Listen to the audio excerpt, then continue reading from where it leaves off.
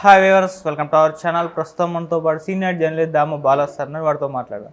నమస్కారం సార్. నమస్తే సార్, హైదరాబాద్లో నాగార్జున గారి కన్వెన్షన్ కూల్చివేసిన తర్వాత నాగార్జున గారు ఏడుస్తూ బాధపడుతూ ఒక ట్వీట్ చేశారని చెప్పేసి ఒక వార్త వైరల్ అవుతుంది సార్. ఆ ట్వీట్ కూడా వైరల్ అవుతుంది. అందులో చాలా బాధ ఆవేదన వ్యక్తం చేశారంటున్నారు. అసలు ఈ ట్వీట్లో ఏముంది, మరి ఆయన నిజంగా ఏడ్ చేశారు, బాధపడ్డారా సార్? యాక్చువల్గా నాగార్జున కూలగొడుతున్న టైంలో ఒక ట్వీట్ చేశాడు ఫస్ట్. ఆ ట్వీట్ ఏంటంటే, నేను ఏది ఆక్యుపై చేసుకోలేదు, మొత్తం పట్టా భూమిలోనే నిర్మించాను, ఆల్రెడీ కోర్టు స్టే కూడా ఉంది దీని మీద, కాబట్టి ఇది నాకు అన్యాయం జరిగింది, అక్రమంగా చేస్తున్నారు అనేది ఆయన చెప్పాడు. దాని తర్వాత ఆయన కోర్టుకి వెళ్ళాడు. కోర్టులో లంచ్ మోషన్ పిటిషన్ వేశారు. కోర్టు కూడా ఆయనకు అనుకూలంగానే స్టే ఇచ్చింది. అయితే ఇది 15 మినిట్స్లో కూలగొట్టేశారు. ఎందుకంటే దాదాపు 10 బుల్డోజర్లు వచ్చాయి, దాదాపు 500 మంది పోలీసులు ఉన్నారు, అర్లీ మార్నింగ్ స్టార్ట్ చేశారు కాబట్టి త్వరగా అయిపోయింది.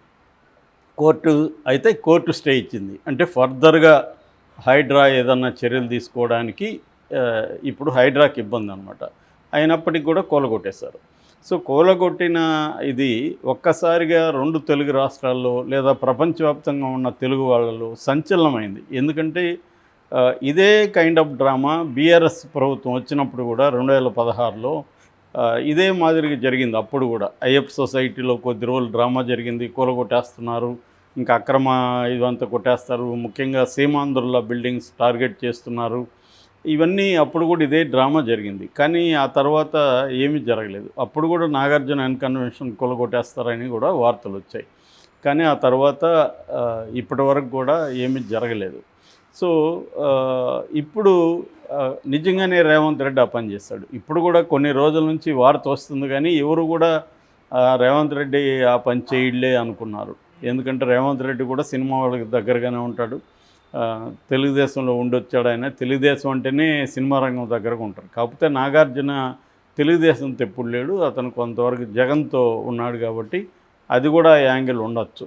ఎందుకంటే ఇక్కడ మురళీమోహన్ కూడా ఇట్లాంటివి ఉన్నాయని చెప్తున్నారు, దాని జోలికి వెళ్ళలేదు.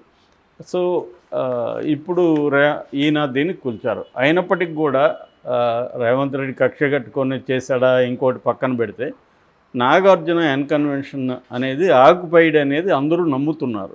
సామాన్య ప్రజల దగ్గర నుంచి అందరూ కూడా ఆయన ఏం చెప్పినా కూడా ఎవరూ నమ్మట్లేదు. ఇది ఆక్యుపైడ్ అనేదే నమ్ముతున్నారు. రెండోది, ఎందుకంటే ప్రత్యక్షంగా మనం అందరం కూడా హైదరాబాద్లో ఉన్న వాళ్ళందరం, నేను గత 25 ఇయర్స్ నుంచి హైదరాబాద్లో ఉన్నా. సో మనం అందరం కూడా వర్షాలు వచ్చినప్పుడంతా ఏదో ఒక రకంగా బాధలు పడే ఉంటాం. బాధలు పడిన వాళ్ళు ఎవరు హైదరాబాద్లో ఉండరు, సామాన్య ప్రజలు అందరూ కూడా ఏదో ఒక రకమైన హెచ్చు తగ్గులు ఉంటాయి తప్ప అందరూ బాధలు పడ్డాం. ఎందుకంటే చిన్న వర్షం పడితే కూడా మొత్తము రోడ్లంతా మునిగిపోయి, కాలనీలంతా మునిగిపోయే పరిస్థితి హైదరాబాద్లో. దీనికి ప్రధాన కారణం చెరువులు, నల్లాలు ఇవన్నీ ఆక్యుపై చేసుకోవడం.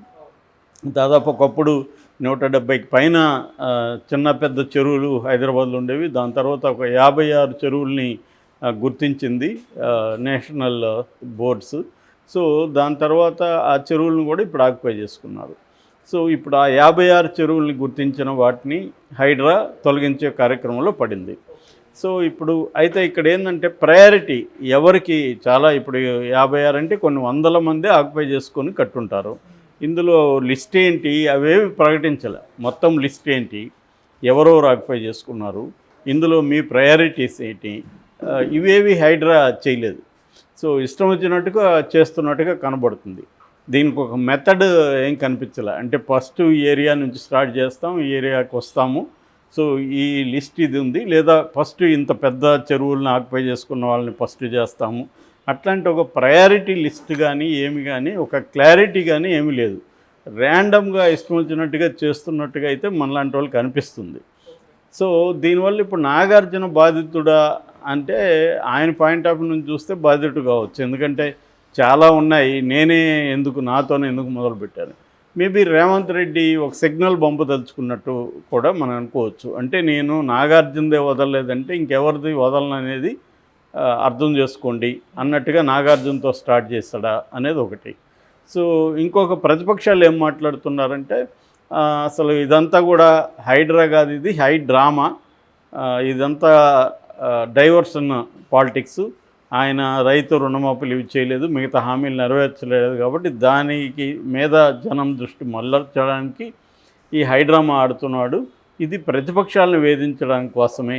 రెండవది, హైదరాబాద్లో కాంగ్రెస్ పార్టీ చిత్తుగా ఓడిపోయింది కాబట్టి హైదరాబాద్లో ఉండే ప్రజాప్రతినిధుల్ని ప్రెజర్ చేసి బీఆర్ఎస్లో ఉండే హైదరాబాద్ ప్రజాప్రతినిధులందరినీ కాంగ్రెస్లోకి తీసుకురావడానికి ఈ డ్రామా ఆడుతున్నాడు అనేది ఇటు బీజేపీ ఇటు బీఆర్ఎస్ వాళ్ళు విమర్శిస్తున్నారు.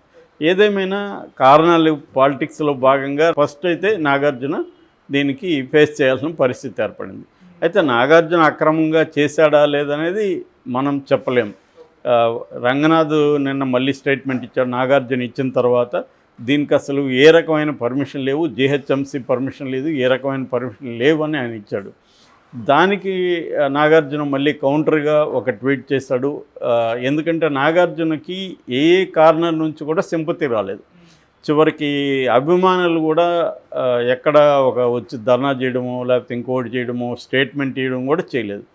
సినిమా ఇండస్ట్రీ నుంచి కూడా ఎవరు ఇది అన్యాయం అని కానీ ఇంకోటి కూడా మాట్లాడలేదు.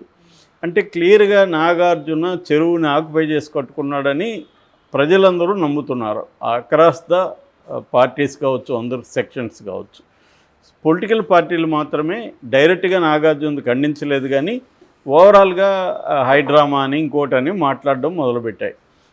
నాగార్జునది స్పెసిఫిక్గా ఎవరు ఖండించలేదు. నారాయణ లాంటి వాళ్ళు అయితే నాగార్జున కన్వెన్షన్ హాల్ కూలిపోయిన దగ్గరికి వెళ్ళి ఇది 10 ఏళ్ళుగా దీంట్లో వచ్చిన ఆదాయాన్ని కూడా కక్కించండి, ఇవన్నీ కూడా ఆయన మాట్లాడుతున్నాడు. ఎందుకంటే ఆయన ముందు నుంచి కూడా బిగ్ బాస్కి నాగార్జునకి వ్యతిరేకంగా ఉన్నాడు కాబట్టి ఆయనకి ఇది ఒక ఛాన్స్ దొరికింది.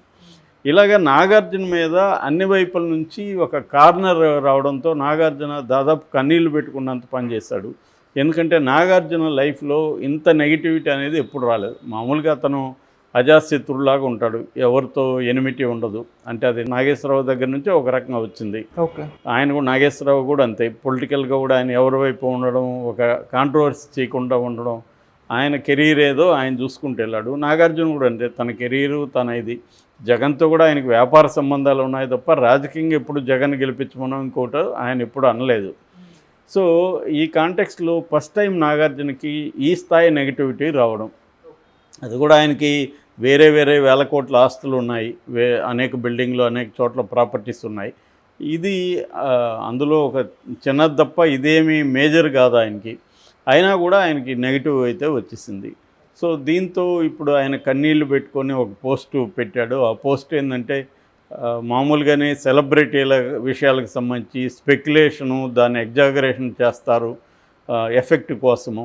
కాబట్టి మీరెవరూ నమ్మకండి, నేను ఏ రకమైన చట్ట వ్యతిరేక దీనికి పాల్పడలేదు, అది 100% పట్టా ల్యాండ్లోనే నేను కట్టాను. నాకు ఇప్పుడు కోర్టు కూడా ఇది ఇచ్చింది, కోర్టు కేసు ఉంది, కోర్టు ఏం చెప్తే నేను కోర్టు మీద నమ్మకం ఉంది, కోర్టు ఏం చెప్తే నేను దానికి బద్ధుడై ఉంటాను, బైండ్ అయి ఉంటాను. కాబట్టి మీరు ఈ పుకార్లను రూమర్లను నమ్మద్దండి అని ఆయన అభిమానులకు ప్రధానంగా చెప్పాడు. అంటే ఒక రకంగా చాలా బాధగా చెప్పాడని, నాగార్జున ఏడ్చాడని, ఇలాగా రకరకాలుగా దీని మీద కామెంట్స్ వస్తున్నాయి. ఆ పోస్ట్ కింద కూడా ఆయన అభిమానులేమో సార్ మేము మీకు సపోర్ట్ ఉంటున్నాము అవి ఇవి కామెంట్లు పెడుతున్నారు. చాలామంది ఏమో అసలు మేము మిమ్మల్ని నమ్మరా బై ఆక్యుపై చేసుకున్నామని క్లియర్గా తెలుస్తుందని ఆ ఫోటోలు ఏరియల్ షాట్లు అంతా పెడుతున్నారు చెరువు పక్క. సో ఇది అంటే ఈయన ఇంకొకటి ఏంటంటే నాగార్జున రంగనాథ్ చేసిన దానికి ఏం సమాధానం ఇవ్వలేదు నాగార్జున. ఇప్పుడు పర్మిషన్ రాలేదని రంగనాథ్ క్లియర్గా చెప్తున్నాడు. నాగార్జున వచ్చాయా లేవో చెప్పాలి కదా, అది ఎందుకు చెప్పట్లేదు నాగార్జున? ఇప్పుడు జీహెచ్ఎంసీ పర్మిషన్ ఉందా లేదా అని చెప్పాలి. పట్టా భూమిలో కట్టుకున్నా అన్నాడు. పట్టా భూమిలో కూడా కట్టుకోకూడదు. ఏది ఎఫ్టీఎల్ దగ్గర ఉన్న పట్టా భూమి ఉంటే అక్కడ మొక్కలో ఇంకోటి పెంచవచ్చు, కానీ కాంక్రీట్ బిల్డింగ్స్ ఏవి కట్టకూడదు అనేది రూల్ అనమాట. సో కట్టకూడదని రూల్ ఉన్నప్పుడు ఆ విషయం ఎందుకు నాగార్జున మాట్లాడట్లేదు? నేను పట్టా భూమిలో కట్టుకుంటున్నాను అన్నాడు, కానీ ఈ కట్టడం అక్రమా కాదా, పర్మిషన్లు ఉన్నాయా లేవా అనేది చెప్పట్లేదు నాగార్జున. అక్కడ మళ్ళీ జనాలకి డౌట్ వస్తుంది. ఆయన అంటున్నాడు ఎగ్జాగరేట్ చేస్తారు, ఖచ్చితంగా చేస్తారు. మీడియా ఎనీ సెన్సేషనల్ ఇష్యూని మీడియా హైప్ చేస్తుంది, కానీ వాస్తవాలు అయితే చెప్పాలి కదా. రంగనాథ్ ఒక ఆరోపణ చేశాడు, దానికి నాగార్జున సమాధానం ఇవ్వలేదు. కేవలం బాధపడితే లాభమే ఉంది. సో ఫ్యాక్ట్ అనేది ఉంచాలి ప్రజల ముందు, ఎమోషనల్ కాదు ఇక్కడ. దీంట్లో ఎమోషన్ ఏం లేదు, ఎందుకంటే లక్షలాది మంది జీవితాలు అతలాకుతం అవడానికి ఈయన కూడా ఒక కారణం అయ్యాడనేది కదా ఆరోపణ. కాబట్టి ఇప్పుడు వాళ్ళందరి నుంచి నీకు ఎందుకు సింపతి వస్తుంది? రాదు కదా. సో కాబట్టి నాగార్జున ఆవేదన ఉండొచ్చు, కానీ ఆవేదనకు అర్థం లేదు. Okay sir, thank you so much.